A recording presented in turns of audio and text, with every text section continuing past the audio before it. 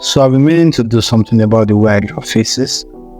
I've never really had a proper system for it or like a real style. So the faces I've drawn have always ended up looking a bit, well, like this. It's really annoying that you could have a painting that's very much okay, or if the faces aren't attractive, it just looks off. So let's do something about that. Step 1, find a suitable style. So obviously, I settled for anime style. 1, because I personally like it, and 2, because everyone else seems to like it too. I fought hard to create my own unique, desirable style for a long time. I guess this is me giving up. Well, not really, or not totally. The real goal here is to master the style and then maybe twist it a little bit in the end, so I still end up with something unique. Same as most other artists right now. First step is to find references. I generally use Pinterest when looking for references. The goal for now is to find 3 images to break down. Let's go straight to Script Studio Paint to get started. So here are the 3 references I settled on for day 1. I really like this style. If I can make all my characters look this yassified by day 7, I would have achieved my goal. Let's start breaking them down. We're gonna start with a circle because we all know artists generally have beef with joy. Why does it always have to be a circle? Why not a nice square? That will work too. I'm gonna make the guidelines red so I can see them better. This is a front view, so the guidelines should be pretty straightforward. Well, draw a line across to indicate the eye line and a vertical line for the middle of the face. Let's trace a bit of the face out here just because. Then a line here across the middle of the circle. Now, here's the point of doing this. We're trying to get the measurements and anatomy of the face.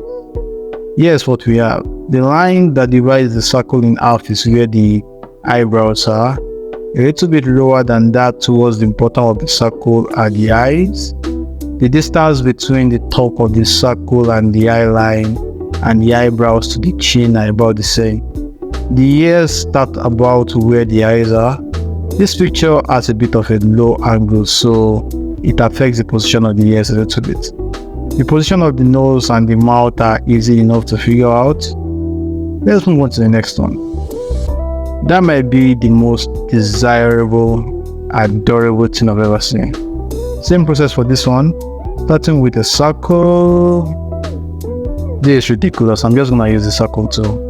So the anatomy here is pretty similar to the first one. The eyebrows are above the line because of the expression.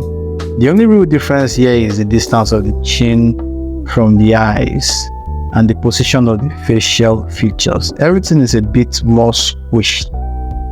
So there you have it, folks. If you want to make your character look younger, squish his face, and that always works. But make sure the eyes are as big as possible as well. That's all you gotta do. I'm gonna just move on to the last one. I'm not gonna bore you with the same information all over again. It's basically the same as the first one. And with that, we have the basic proportions figured out. Simple enough.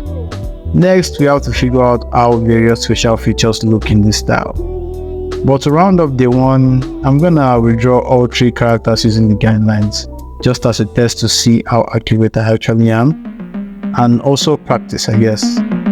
I'll just make this part all time-lapse and then we can move on to day 2, which is more interesting.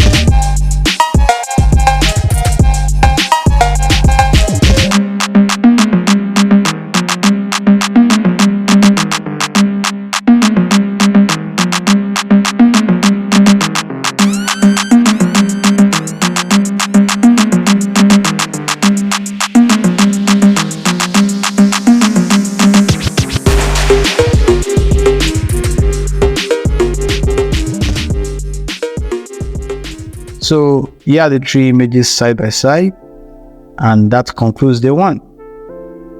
We're back to gathering references again. Day 2 is all about eyes and hair. We all know eyes and hair are probably the most important elements of anime style drawings. So I think it's fitting to take out a whole day to study them. There are a lot of references here, so I'm just going to try to find my favorite ones, also focusing on making them as diverse as possible.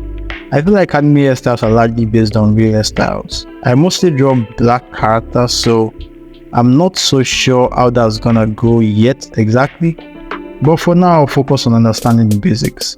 Hopefully, I'll be able to go off of that and make my own unique style later. Let's get straight to drawing. Here's the first reference. Guess I'll call this basic anime man eyes. Pretty simple and straightforward. Definitely a good place to start. I can't really break down eyes much, so I'm just focusing on memorization basically. The point is to draw a bunch of different types of eyes, and hopefully I can remember them later when I'm working on my own projects. Once again, this is boring, so I'm gonna make it time lapse and come back later when it's time to study hair.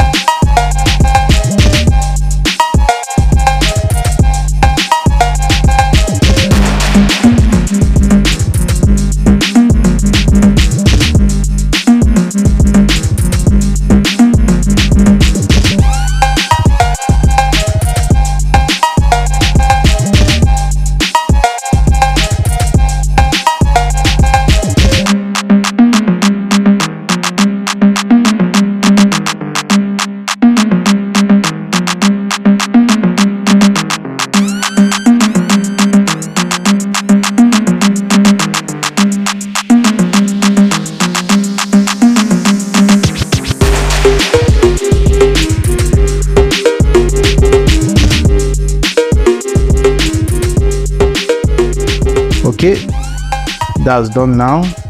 It's time to study anime hairstyle. I'm essentially going to be doing the same thing I did with the eyes here, but maybe I can share something I learned along the way. Right off the bat, I noticed that the basic components are more like the makeup, I guess, of anime hair. 1. Volume and shape. 2. Spikiness. 3. Style. And I guess also as a bonus would be the flow of the spikiness, still under spikiness, like it has a direction. It's not just random spikiness. So I'm gonna start here by drawing the shape of the hair, also indicating a bit of the style as well. And I'm paying attention to the volume as I do that. When that's done, all that's left is to spike it up, I guess. I'm gonna do the same for this second one. Once again, the shape first. The shape of this second hair is rounder while the first one had more edges. Reminds me of the square versus circle dilemma again. But I guess the major thing to notice about hair is that the shape language of the character can also be reflected in the hair style. Could be round, square, or rectangular, or even triangular. I guess it just depends on what we're going for. As long as we pay attention to shape and volume, style and spikiness, whatever hair we draw is going to be reflective of anime. I think that's basically all I learned from this section of the practice, so I'm just gonna do a few more studies to familiarize myself with the process a bit. While I do that, I guess I should talk a bit about why it's important to study this way. If I just practice blindly without seeking to understand the underlying structure underneath, I'm always going to continually need reference in the future. At the same time, if I break down everything but then don't practice afterwards, I'm just going to assume I understand it when I actually might not. It's like going through school without taking exams. Imagine that. So understanding it and then practicing is the best way to go. You know you truly understand a thing when you can break it down to a complete novice and they understand it too. At the end of this session, well, not today, I'm doing this over the course of 7 days to practice. So at the end of like this 7 day school and putting myself through, I'll be doing a few drawings without any references. Maybe redraw some of my old art with my new knowledge. Depending on how those turn out, I'll either graduate myself or go back and start the process all over again until I get it right. We're now rounding up day 2, and this is also the end of this video. If you would like to see the other parts of this, please let me know in the comment section. The engagement I get on this video will help me decide if I will be continuing this series to the end. So please like, subscribe to the channel and leave a comment. Thank you so much for watching this video all the way to the end. You truly are awesome. Hope to see you on the next one. Thank you for watching. Goodbye.